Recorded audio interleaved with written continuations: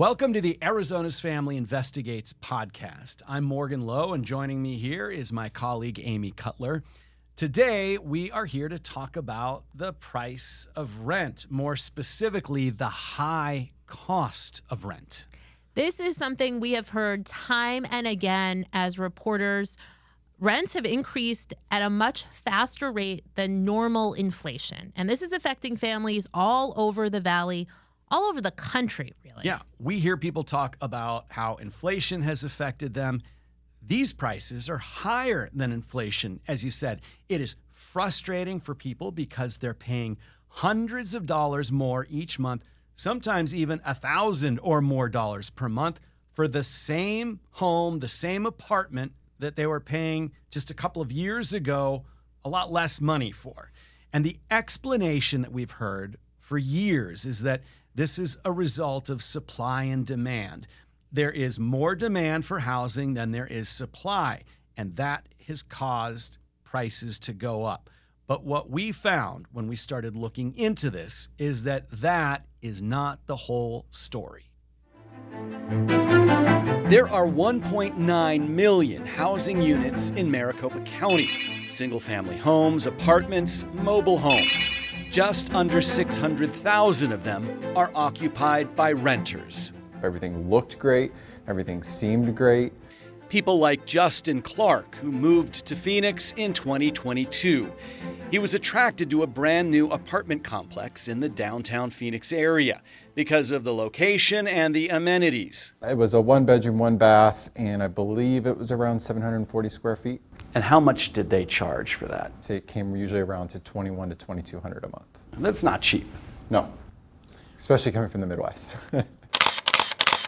Soon after moving in, Justin says he noticed problems with the plumbing, a shower floor that would not stop leaking.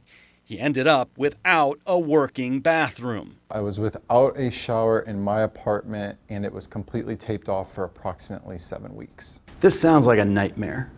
Understatement. Casey Gettinger has another nightmare story. It was very grand when I first came in. Ritz-Carlton grand. In 2022, Casey and her husband moved into one of the newer apartment towers that fill in the new Phoenix skyline. Luxury living at a luxury price, $3,100 per month for a one-bedroom apartment. Do you feel like you got the value for what you were paying for? No, I would just think that a building charging this month would have the money to put an AC in my building. She says the air conditioning did not work. How do you not have the staff to make sure that I have AC? Both Casey and Justin say they thought by paying a little more in rent, they would get better service. Both say that is not how it worked out. It turns out the same large investment firm owns both of their apartment buildings. Greystar owns more apartments than any other company in the United States. It operates dozens in the Phoenix area, and it's just one of a growing number of institutional investors and private equity firms that have bought up and built rental units in our community. What has followed is a dramatic increase in rent. In 2018, the majority of renters in Maricopa County paid between $500 and $1,500 per month. In 2023, the majority paid between $1,500 and $2,500 per month. We've seen it very clearly where a private equity firm buys a building and then immediately increases the rent. Definitely, that's their business model. Jordan Ash is the housing director for an organization called the Private Equity Stakeholder Project. He studies the effects big investors have on the housing market. They see an opportunity to raise rents or to add on fees or to spend less on maintenance and repairs. Do you think that private equity has an outsized role in increasing rents in an entire community? Absolutely. One company's rents affect another's. 9 of the nation's largest landlords are now operating in the Phoenix area. And you might think that would spark some healthy competition for renters, maybe even reducing rent prices. But according to this lawsuit filed by Arizona's Attorney General Chris Mays, the opposite has happened. This is flat out cheating. May's lawsuit accuses the 9 investment firms of using a software company called RealPage to artificially set rent prices higher than the free market would otherwise set them. It spits out a price, and all of those landlords are asked to stick to that price. No one is allowed to go beneath it, because that, of course, would ruin their scheme. They're agreeing behind the scenes to not drop their rents even when they have vacancies. It's the modern day equivalent of a smoke-filled backroom deal between landlords where they're agreeing to charge high prices. And we passed antitrust laws in this state and in this country for precisely this reason. In court documents, attorneys for RealPage state May's lawsuit advances an implausible theory and contains demonstrably false allegations. Justin Clark is also suing Greystar. In court paperwork, attorneys for Greystar write, the delays in finishing the repairs to Justin's shower were due to Justin filing a complaint for alleged code violations. Casey now lives in a rental home with a local landlord. In your experience, you found that the local landlord who just has a couple of rentals is a better landlord? Completely, because they actually treat you like a person. I just want to point out that we did reach out to Greystar on multiple occasions to try to get their side of the story, to try to get comment from them. They did not respond to any of our questions. So the big question here is, really, are all investors the same, or is there something specifically about these private equity firms that makes them different?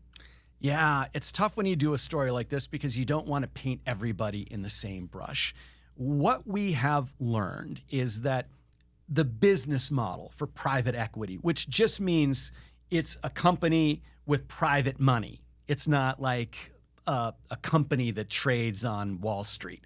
These are private companies. The business model for them is to put some money into a business and then try to squeeze more profit out of that business and then sell it for more money. And that business model tends to lend itself to raising rents pretty quickly. And so private equity really gets a lot of criticism with this rental industry, with the price of rents.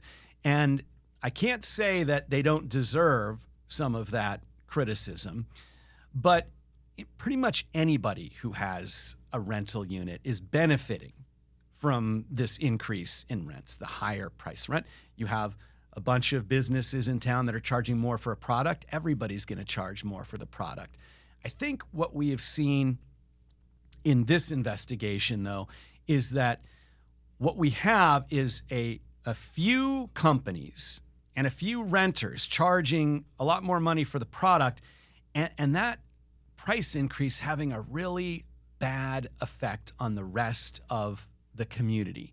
I mean, think about it. All of a sudden, it's $1,000 more per month to rent a place. That's money that you could spend on a movie. That's money you could spend going out to dinner, spending your money at local businesses. And now this money is going, in many cases, to big investment firms that aren't even located here in Arizona. So they're not putting the money back in our community. And I think that that's, from a big picture perspective, that's one of the biggest criticisms of the high price of rent.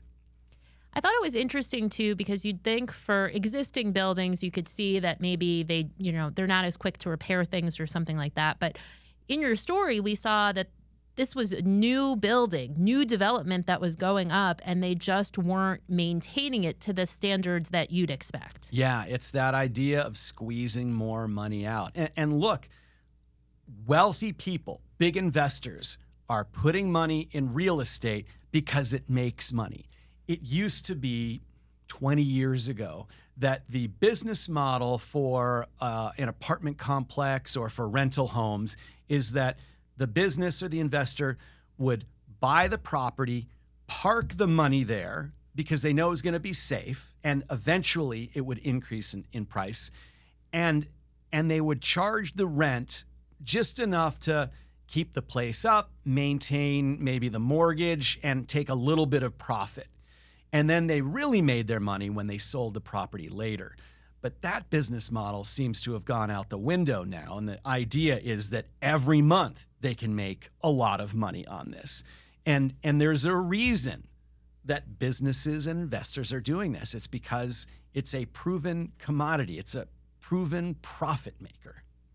I just thought it was interesting when I think back to a few years ago when I was renting and I went from complex to complex. I found they were changing the price of the rent by the day, which was just interesting to me that there could be fluctuations. And maybe there weren't huge swings. It was just $10 or $15. But the state AG, Chris Mays, got at that in that story. Yeah, what you're getting at is this RealPage program. And this Attorney General Chris Mays has a real legal opinion about RealPage. We heard a little bit from her in our news story, but she had a lot more to say about this topic. So we're going to play an extended version of that interview now. Okay, so why don't we start with like the basic question. How did your office get onto this idea that some of these businesses out there are increasing their rents artificially and maybe coordinating? How did this cross your radar? Well, we had an attorney bring this to our attention, and who had been investigating this, I think, for a potential private class action, and we started looking at it, and quickly realized just how unbelievable this situation is, and what we discovered. And what we allege in our lawsuit is that 9 of the biggest landlords in the state of Arizona are colluding with a software company called RealPage to artificially set high rents for literally tens of thousands, if not hundreds of thousands of Arizonans. And that is old-fashioned price fixing using new technology, and it is illegal under both state and federal antitrust laws and our Consumer Fraud Act. When you read this, you get the idea that these companies are cheating. They are cheating. I mean, this is flat out cheating. You are not allowed under the law to collude with one another to deprive Arizonans of lower rent. And the whole idea of a free market is that we have competition, right? That we assume in a free market that companies will compete with one another, and as a renter, you have a right to assume that when you walk into an apartment complex, that apartment complex is not colluding with the guy next door to set the same high price. What you ought to be able to assume in a free market economy is that both of those landlords are competing with one another. And that's not happening in Arizona, and that is a scandal. And it's just outrageous that we have seen the rise of these very powerful out-of-state corporate landlords who are now engaged in what is essentially cheating, that when you get to the bottom of it, really, really harms consumers and renters. And this is a state where we have an increasing housing shortage, and we have a lot of young people who are in the middle of their careers, or folks who are retired who want to rent or have to rent, and they should not be subjected to this kind of collusion between landlords. They might tell you that we're using this company because we're setting a fair price. Is that what you've seen? No. And I mean, people, there's a reason that this lawsuit is the one lawsuit that most people want to talk to me about. This has really resonated with Arizonans because Arizonans know that they're paying a lot in rent these days. $2,000, $2,500, $3,000 a month just for an apartment, a 2-bedroom, a 3-bedroom apartment. And so it's something that people are feeling and seeing in their everyday lives. And no, they don't feel like they're getting a fair deal. I think what they didn't realize was that there was a reason they weren't getting a fair deal, and it's that these corporate entities are engaging in collusion with one another to keep that rent high. And what they were doing, and what they are doing, is they are using this software which has an algorithm, and that algorithm collects data from all of these landlords about all of their units, about the location, about previous rents charged, about square footage, etc. And it spits out a price. And all of those landlords are asked to stick to that price. No one is allowed to go beneath it, because that, of course, would ruin their scheme. And it's a scheme. They're agreeing behind the scenes to not drop their rents even when they have vacancies. Yeah, I mean, the algorithm and the agreement is the modern day equivalent of a backroom smoke-filled deal. It's the modern day equivalent of a smoke-filled backroom deal between landlords where they're agreeing to charge high prices. And we passed antitrust laws in this state and in this country for precisely this reason. And we passed consumer fraud laws to prevent that kind of thing. And so, that's why we filed that lawsuit. And I think that's why, you have federal interest now in this as well, because these landlords are doing this in other states. When we've done stories on rent prices in the past, we get economists that will come on and they will say, this is the market. There's a shortage, so the prices have gone up. It seems to me like you're saying they left something out. They left a big chunk of the story out. This is not just about a housing shortage. Do we have a housing shortage? Sure. We need more apartments, we need more housing. We have a lot of people moving to Arizona. But we also have a lot of apartment units that are empty. Why? Because what's happening is these landlords would rather have those units be empty and still be able to charge everyone a very high rate than bring their rents down and have all of their units rented out. I mean, we have a whole bunch of units, apartment units in Phoenix that are empty in these apartment complexes that are engaged in this scheme, because for them, it doesn't really matter. What matters is being able to charge the highest rent possible. And that is outrageous. I mean, when you really think about it, this is truly one of the most outrageous schemes that Arizona has ever faced.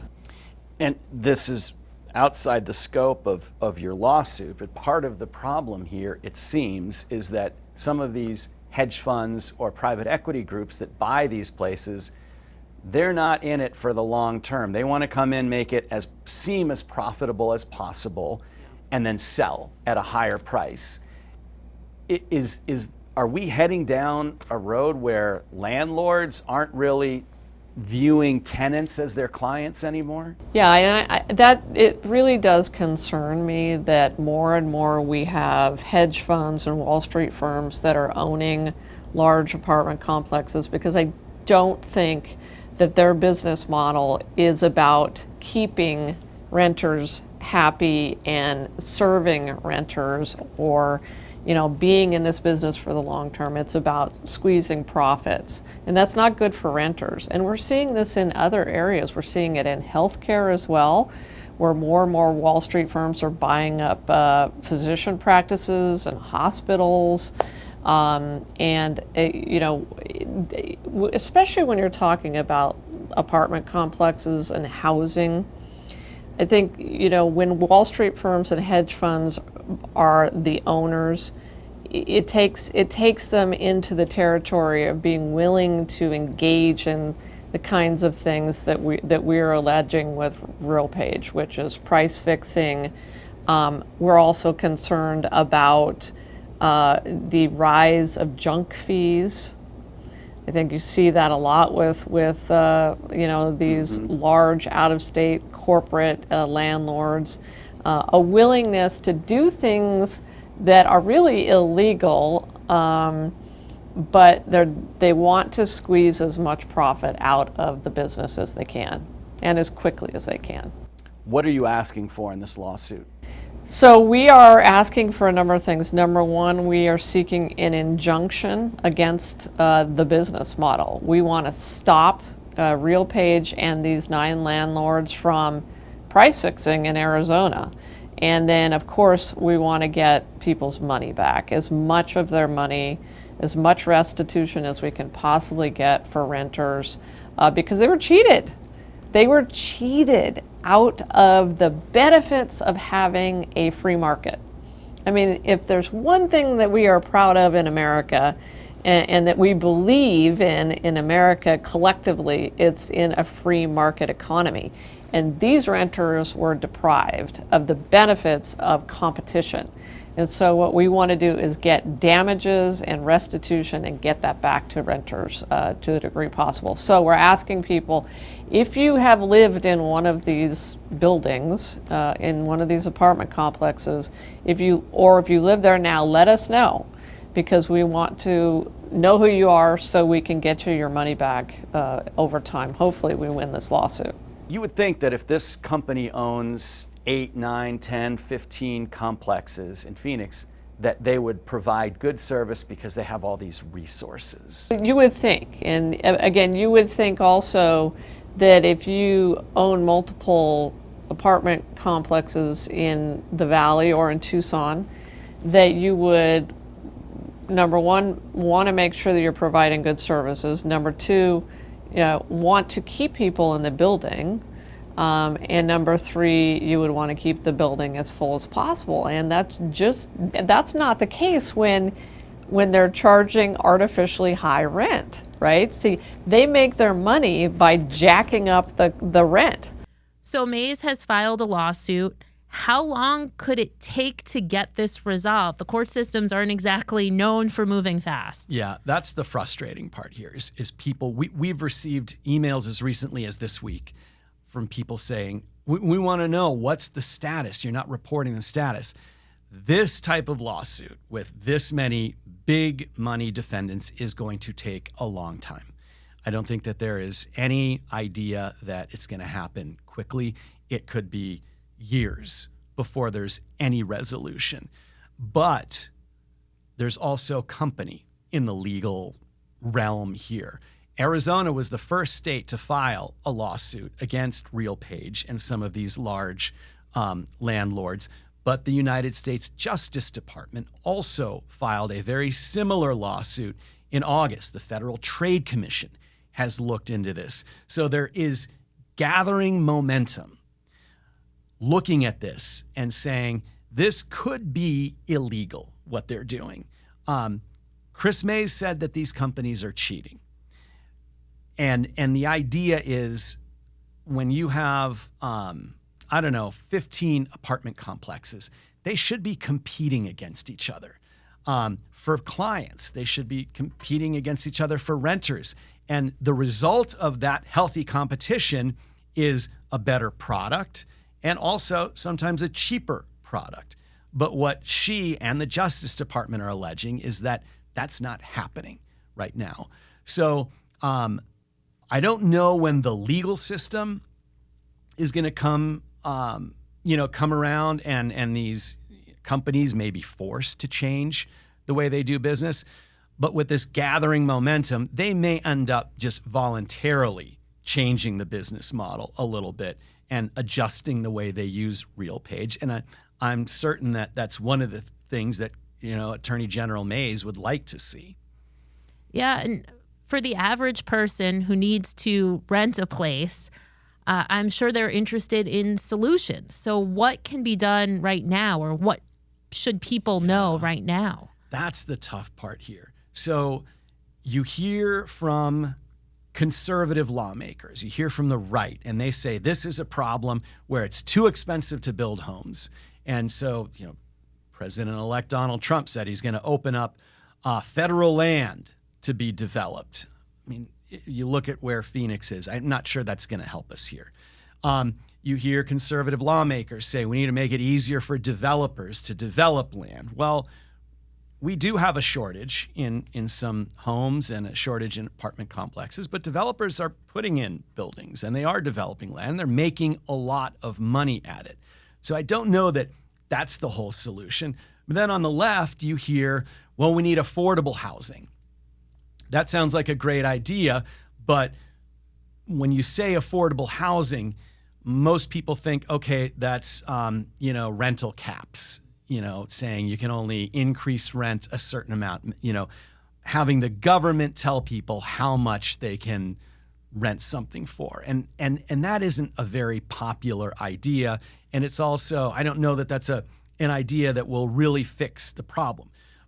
But one of the solutions that I have heard from people who have been studying this is to adjust the tax incentives.